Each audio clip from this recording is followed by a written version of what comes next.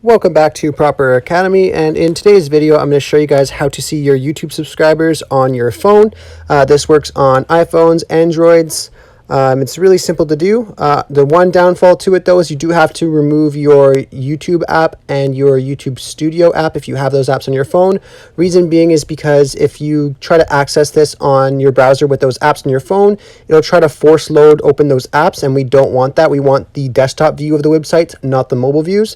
So unfortunately you do have to remove those apps, but once you do, you guys can come and catch up back to me right here and head over to YouTube on your browser, just like I am here. Now the motive is to get to YouTube Studio in the desktop mode. So all you have to do is click on your channel icon on the right hand side, top right, and then you want to click on your channel, and then you want to click on the three dots and click desktop, just like this. And now you have the desktop version of YouTube, and then you want to click on your channel icon again in the top right and click on Studio. And then we'll bring open your YouTube Studio, and then you see on the right side, you'll see recent subscribers, and you can click see all. And that's it. It's really, really simple. Unfortunately though, you do have to delete those apps, but once you are done that, it is really, really easy to do.